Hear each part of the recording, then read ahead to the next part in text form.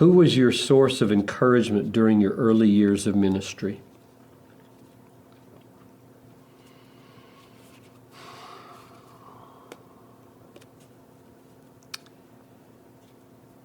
Tom Steller's been a source of encouragement at my right hand for 28 years of ministry, and before that, Tom is a gifted, for those who don't know, he's an associate here at the church, and we've been together from the very beginning.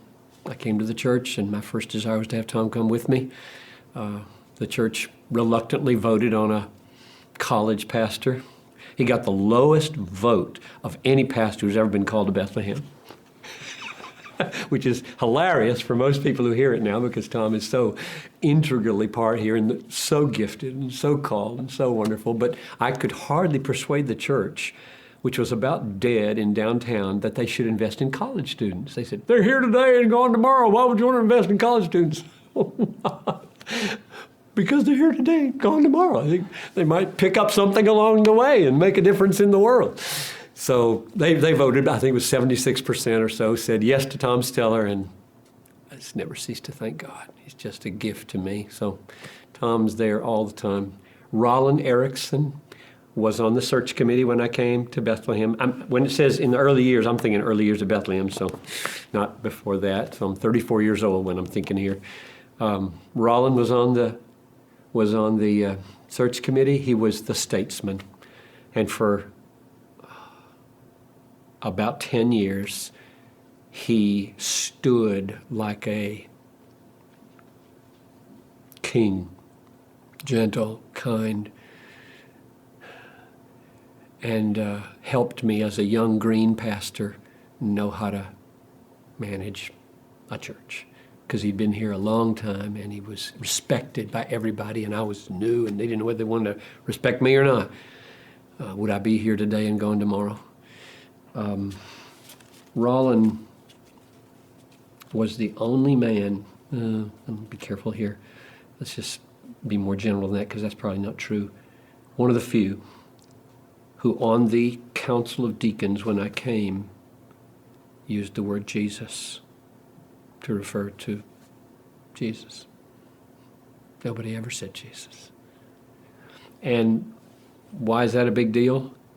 Because in the piety of that time, Lord, Master, Christ had a formality about it that seemed appropriate to a certain spirituality.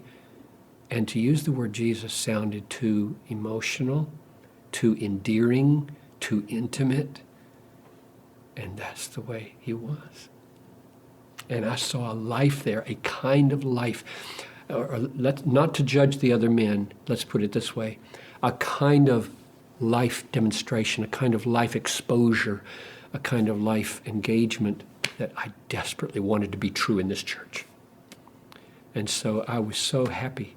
He was so encouraging to me that anytime he was featured, he modeled a piety that was authentic and intimate and precious and sweet and real, not just kind of we work for God in this church and we're faithful to God in this church and we do what we're supposed to in this church, instead of a relational sense of we love Christ in this church. We love Jesus in this church. It was striking to me. I mean, I would sit there and feel like, he's different. He's different. And I want him to be the tone of the church. And so for 10 years he was, and I think it was a great help. Dan Fuller, my most influential teacher in seminary, continued to be so helpful to me while I was in graduate school and in the early years of my ministry. He supported me and wrote to me and encouraged me. I'll give you one illustration of how helpful he was from a distance. I was in Germany. I was looking for a ministry. I had a wife and a baby, and I needed a job. I got to support my wife, and I've now finished a degree, and there are no open doors. What do I do to support my family? Pump gas? Pump gas? People don't even know what pump gas means anymore, because you got to pump your own. But once upon a time, you could make a living pumping gas. he wrote a letter to me in which he quoted the first verse of 2 Corinthians 4, I believe, where it says, as we have received mercy, we received this ministry. And he simply drew out the as. He's always arcing, and glories come from arcing.